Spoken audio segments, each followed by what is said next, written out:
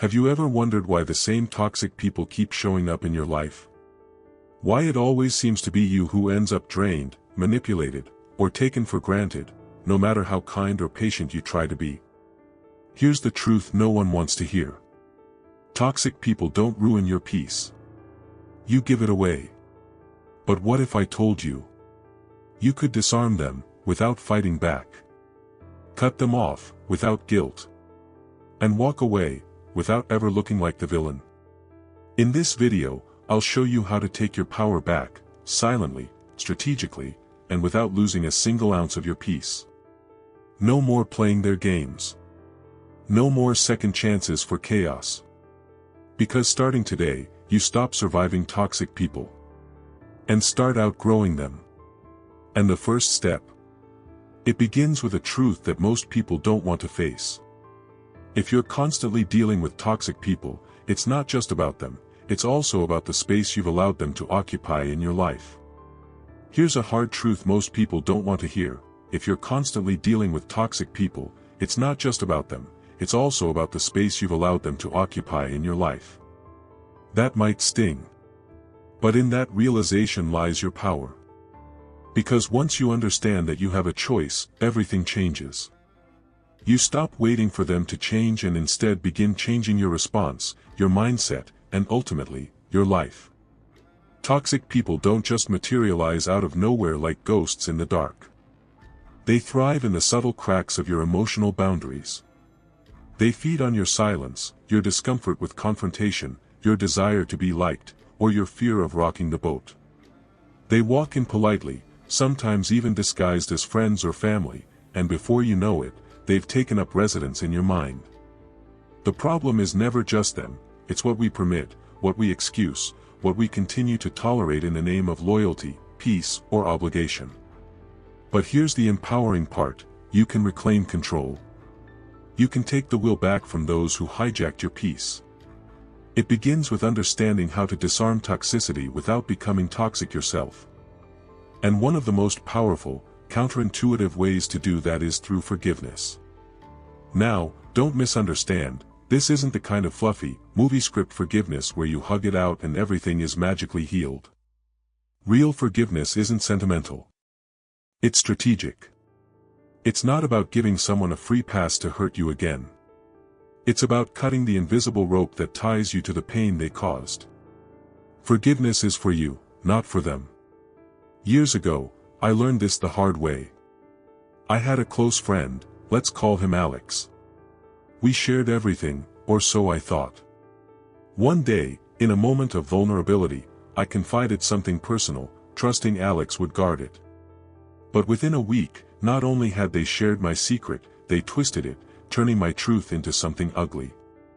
I found out through whispers and side glances, and the betrayal hit like a gut punch. But what lingered wasn't just the breach of trust, it was the anger. That white-hot, chest-burning anger that stays with you long after the event. It lived in my body like a toxin, poisoning my joy. Every time I saw Alex or even heard his name, it felt like reopening a wound that refused to heal. Months passed, maybe years, but the resentment clung to me. I thought I was punishing him by staying angry. In truth, I was only punishing myself. I was carrying a weight he had long since put down. Then one day, during one of those late-night spirals of thought, I stumbled on a quote that stopped me cold: "Resentment is like drinking poison and expecting the other person to die." That moment was sobering. Alex had moved on. Meanwhile, I was stuck, reliving the betrayal like it had just happened yesterday. So I forgave him. But not the way most people would expect. I didn't call him, didn't write a letter, didn't extend an olive branch. I didn't need to. I forgave him silently, for myself. I let go of the story I was replaying in my head. The anger, the narrative of victimhood, the fantasy of retribution, I set it down. I didn't do it for Alex. I did it because carrying that bitterness was robbing me of joy, sleep, clarity, and peace. But here's what's just as important: I didn't forget. I remembered the betrayal with full clarity.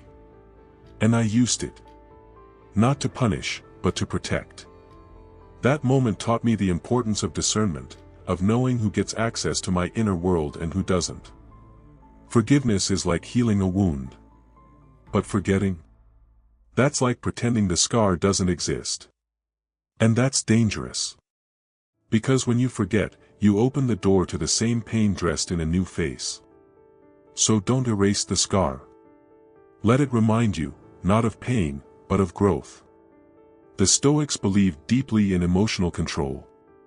To them, forgiveness wasn't weakness, it was sovereignty. By choosing what affects you, you reclaim authorship of your emotional story. You become the narrator again, instead of a character reacting blindly to the plot. Here's the takeaway: forgiveness is not a sign of weakness. It's a declaration of inner strength. But forgetting? That's a different story.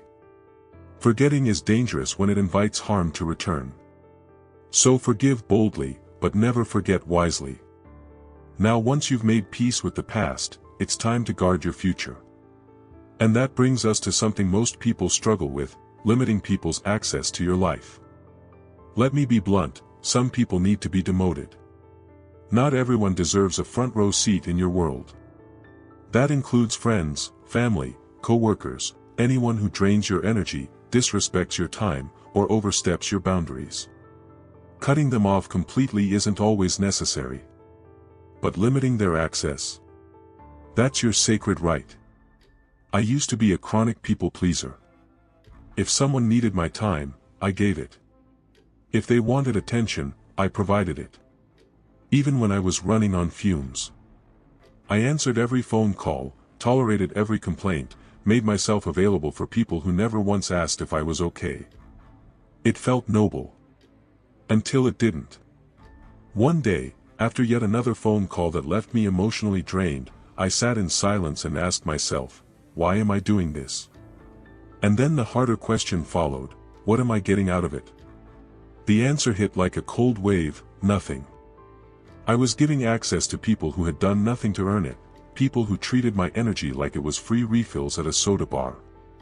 So I started making changes. Quiet ones. Strategic ones. That friend who always dumped their problems on me. I changed the script. When they started venting, I'd gently say, that sounds hard. What do you think you'll do about it? And suddenly, the conversation slowed. Their drama lost momentum. They wanted a sponge, not a mirror. And when I stopped absorbing, they drifted. There was also a family member who always criticized everything: my job, my lifestyle, my decisions.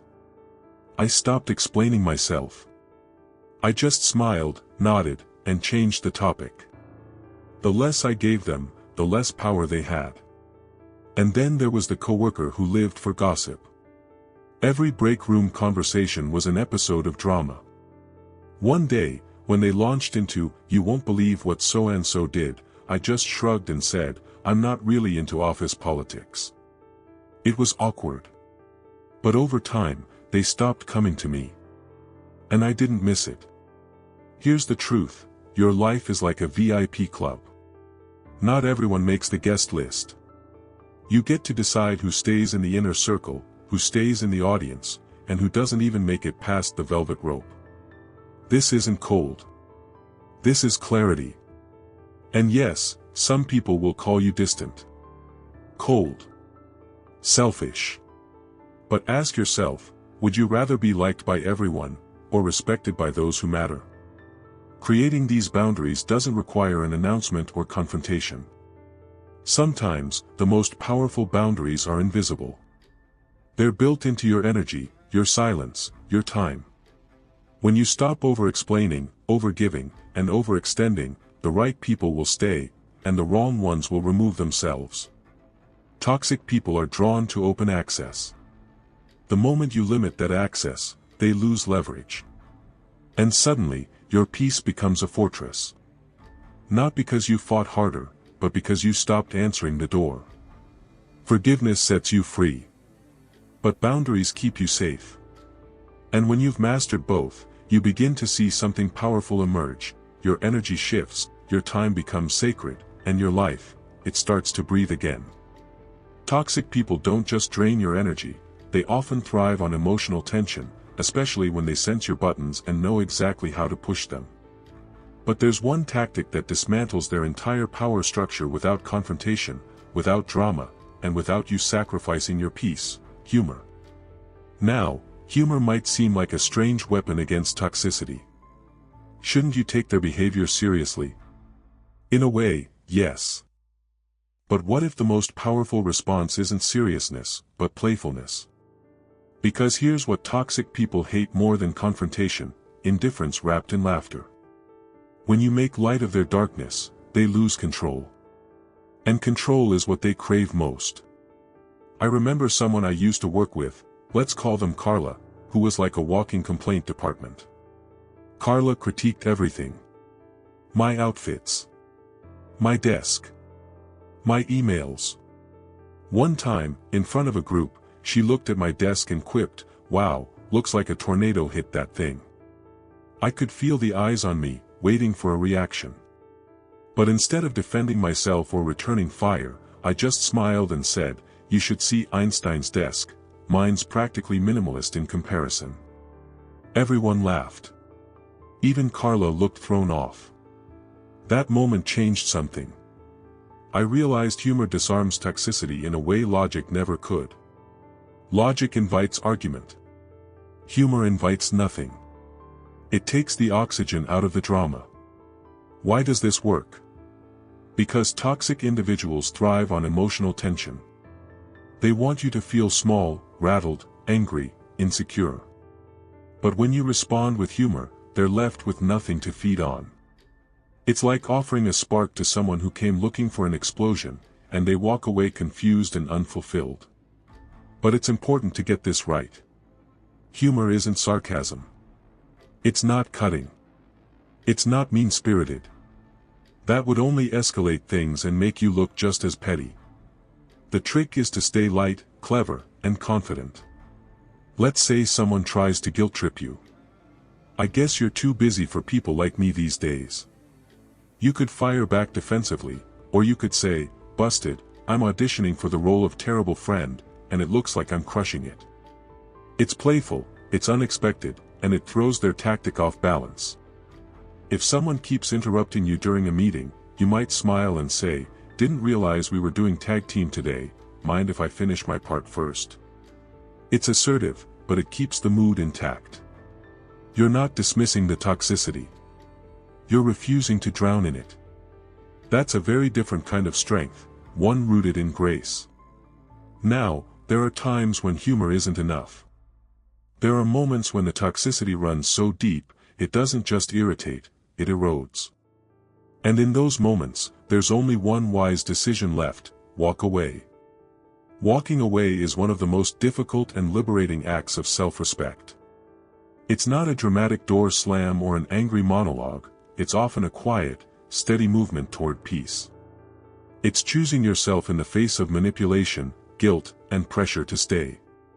And that choice requires enormous courage. We're taught that leaving is failure. That staying is noble. But staying in a relationship, friendship, family, romance, that chronically drains you isn't loyalty. It's slow-motion self-abandonment. I once had a friend who was magnetic in public, but emotionally toxic in private.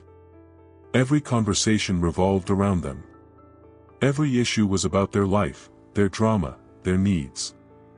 And whenever I tried to talk about what I was going through, they'd minimize it or somehow make it about them.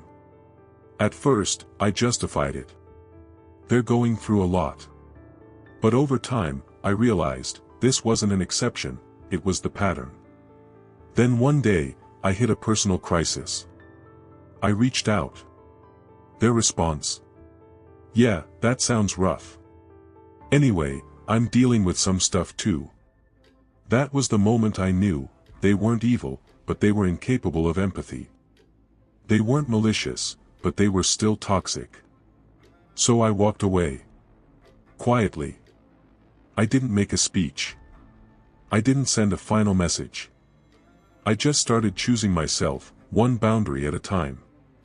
And let me be clear, walking away doesn't always mean cutting someone off.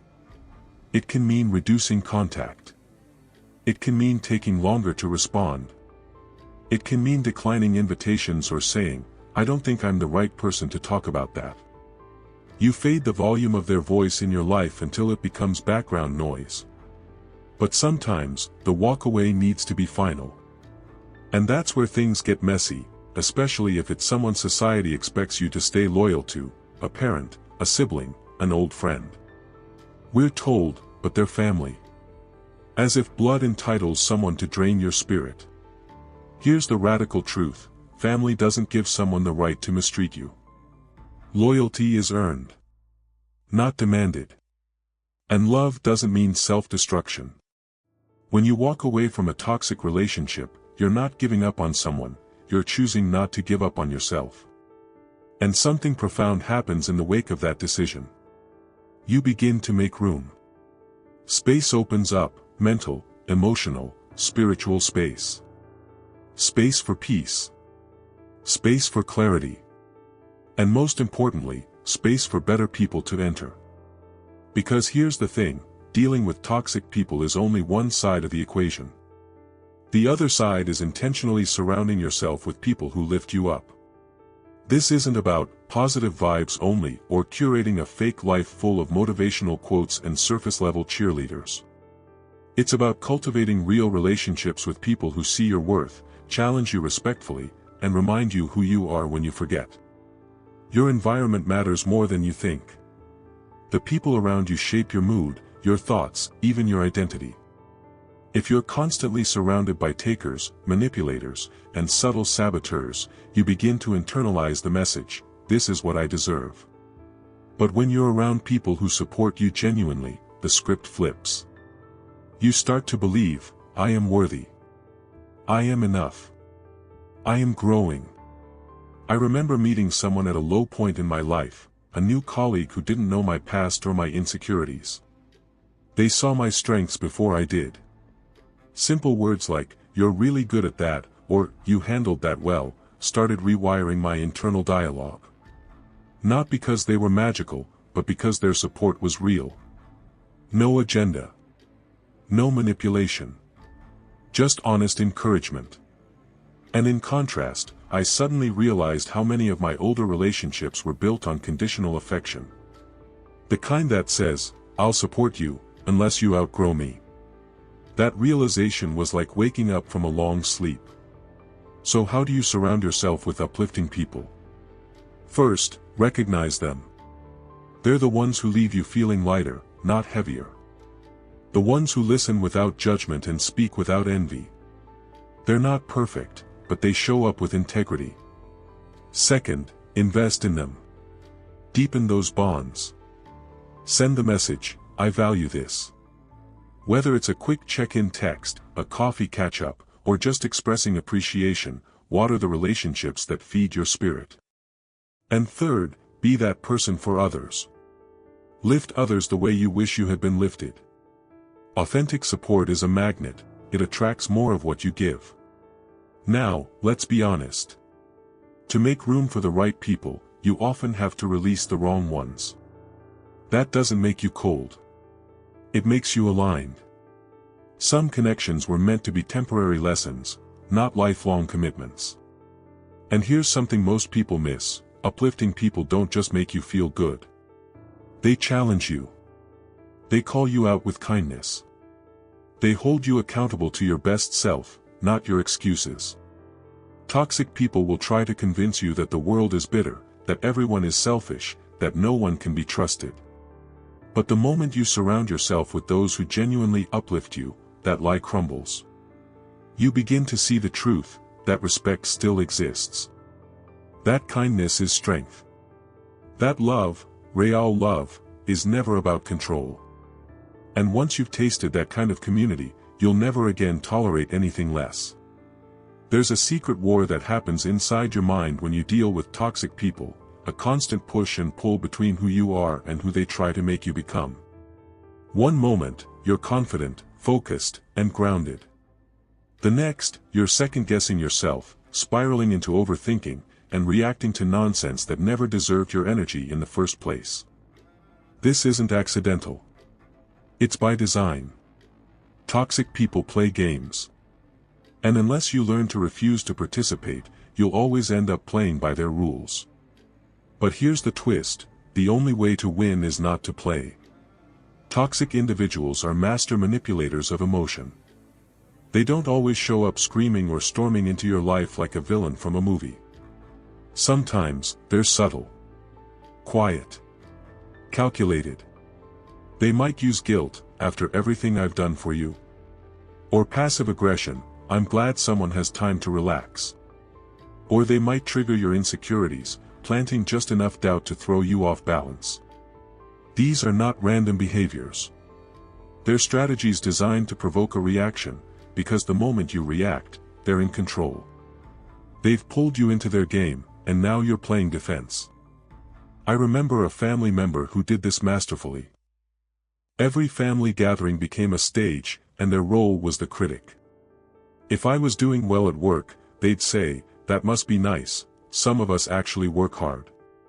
If I shared good news, they'd find a way to undercut it. I used to defend myself, explain, try to reason with them. But nothing ever worked. The more I engaged, the deeper I got pulled into their narrative. Until one day, I stopped. When the next snide comment came, I just smiled and said, "You're entitled to your opinion," then turned and walked away. That moment felt like liberation. I realized I didn't need to win the argument, I just needed to stop showing up to the battle. Refusing to engage isn't passivity. It's power. It's choosing not to give your energy to people who are trying to drain it. It's learning to walk through emotional traps without getting caught in them. Here's how you master this skill. 1. Recognize the bait. Toxic people use patterns. They know what triggers you. Maybe it's criticism. Maybe it's guilt. Maybe it's silence. The first step is awareness. Know the game before you're invited to play it. 2. Stay calm. Nothing enrages a toxic person more than your peace. If you stay composed, they can't hook you with chaos. When you're unshakable, you're unreadable, and that terrifies manipulators. 3. Respond minimally. Not every comment deserves a reply. Sometimes, the most powerful answer is no answer at all. Other times, a neutral phrase like, "I see," or, "That's interesting," shuts down the drama without escalating it. 4. Set clear boundaries. You don't need to justify or defend. A simple, "I'm not going to argue about this," or "let's talk when it's constructive," draws a line. And you don't have to repeat it. Let your actions reinforce your words. But here's the part no one tells you: when you stop playing their games, they'll push harder, at first. They might accuse you of being cold, distant, arrogant, or insensitive. That's the game adjusting. That's their way of trying to pull you back in. Don't fall for it. Refusing to engage isn't about being unkind. It's about being unavailable to manipulation. And once you become that kind of person, the one who refuses to be dragged into chaos, you become someone toxic people can't control. Eventually, they move on, looking for a more reactive target. Let them. And once you've stopped engaging with their chaos, something beautiful starts to unfold: clarity. When your mind isn't constantly occupied with damage control, you begin to focus. You remember what you were building before the distraction. You remember your purpose. Purpose is your armor. When you're anchored in something bigger than the drama, the petty noise fades. That's why toxic people work so hard to derail it. They know that a focused person is a dangerous person, dangerous to their control. I once had a colleague who was the embodiment of distraction. Every day, it was gossip, drama, conflict. They'd pull people into their storms and waste hours of everyone's time. At first, I got sucked in too, defending myself, trying to mediate, correcting their twisted narratives. But then I had a wake-up call. I realized that every minute I spent wrapped up in their drama was a minute stolen from my own growth. So I shifted. I got laser-focused on my goals. I set boundaries around my time. Hey, I'd love to help, but I've got a deadline. Let's catch up later, I need to finish this first. It wasn't dramatic. Just consistent. And the more I prioritized my purpose, the less power they had. Eventually, they stopped trying to pull me in, because I wasn't available anymore.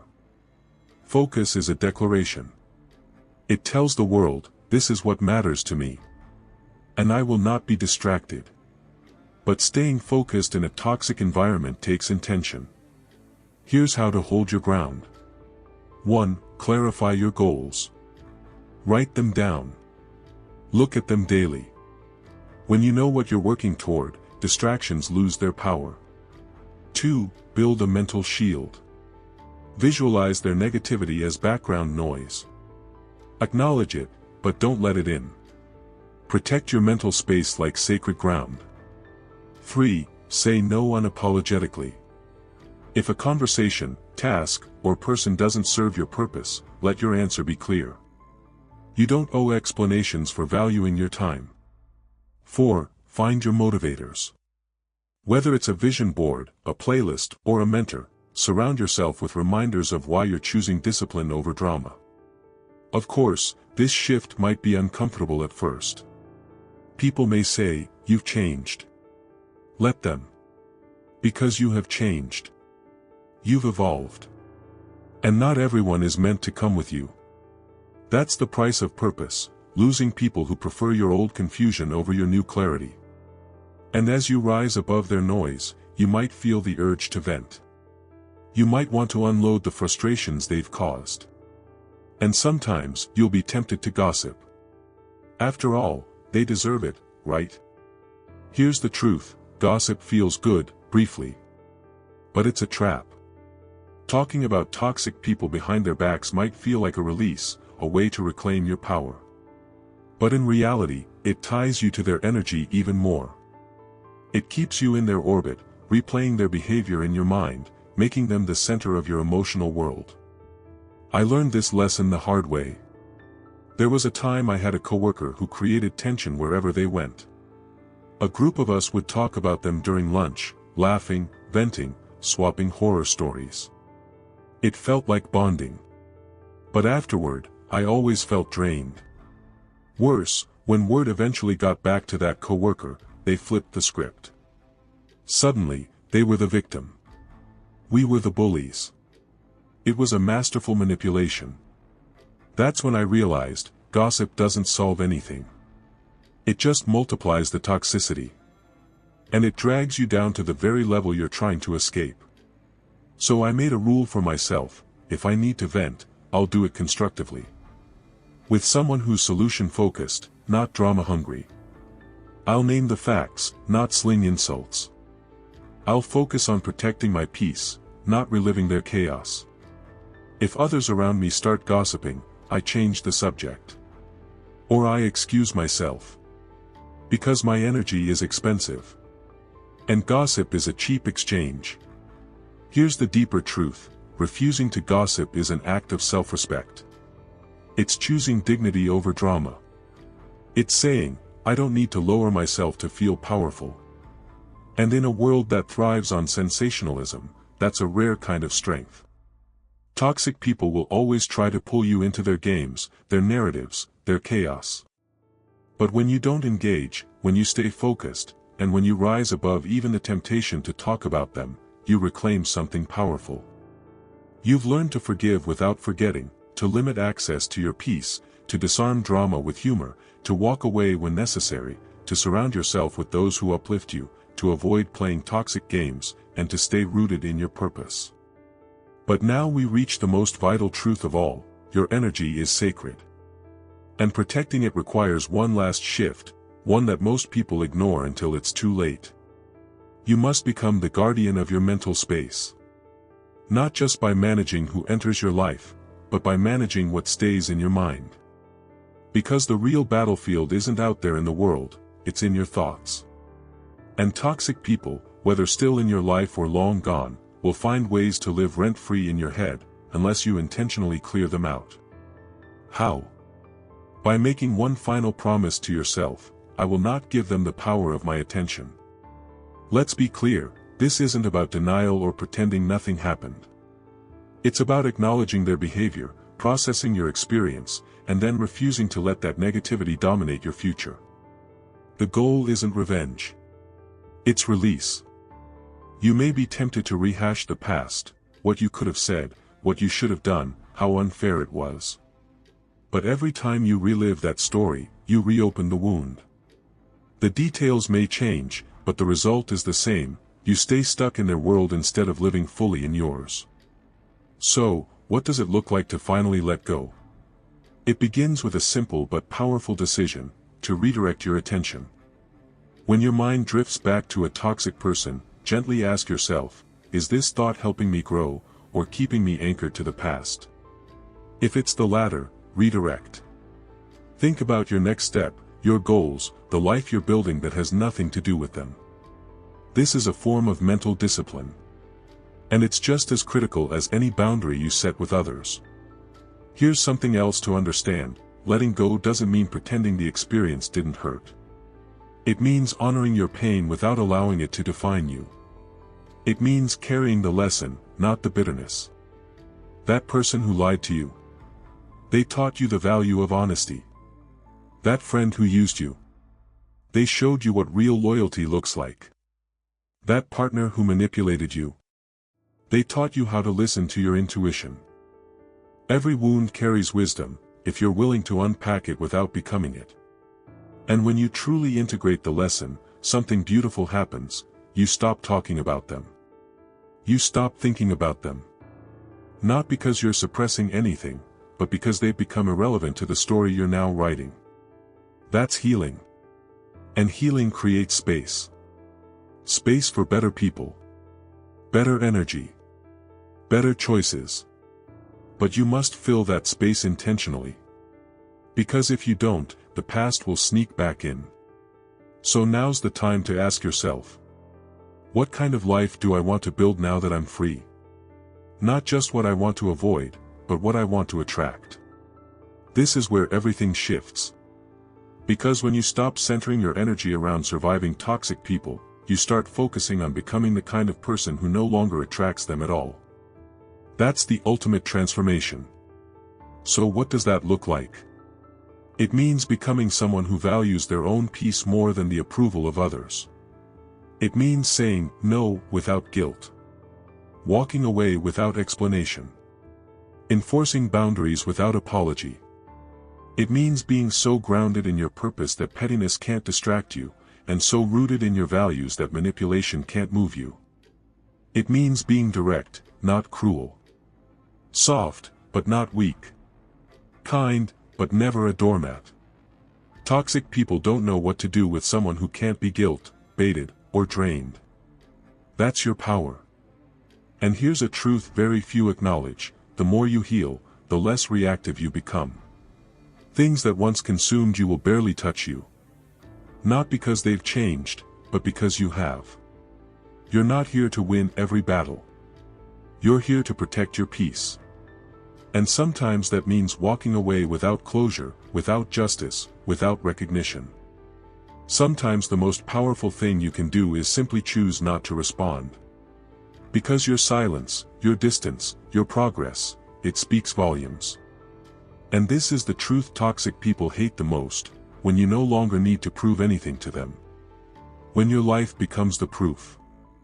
When your glow up is quiet, your success is internal, and your energy is no longer up for auction. You've reached that point, not by chance, but by choice. You've forgiven, not for them, but to unburden yourself. You've distanced yourself, not out of cruelty, but to preserve your strength. You've stopped playing the game, not because you're afraid to lose, but because you've realized your life is too valuable to waste on things that don't matter. And the more you live this truth, the more the right people find you. People who don't want to manipulate you, but understand you. People who don't compete with you, but grow with you. People who don't drain you, but light you up. This is the shift. From survival to sovereignty. From victimhood to authorship. From drama to dignity. Toxic people don't disappear. But they become background noise when you're focused on the right frequency, So here's your reminder, you are not here to fix them. You are not here to carry them. You are not here to explain yourself to those committed to misunderstanding you. You're here to live. To build. To rise. And to protect the fire inside you like it's the most precious thing in the world, because it is. And if that means walking alone for a while, so be it. Because solitude with peace is better than company with poison. Because a small circle with respect is better than a full room with manipulation. Because a quiet life with purpose is louder than any toxic voice ever could be. So take the lessons. Carry the wisdom. But leave the weight. This is your life. Your time. Your energy. And you, yes, you, get to decide who gets access. The chapter with them is over. Now go write the one where you win, not by proving them wrong, but by becoming everything they tried to convince you you'd never be. Strong. Clear. Unshakable. And finally, free.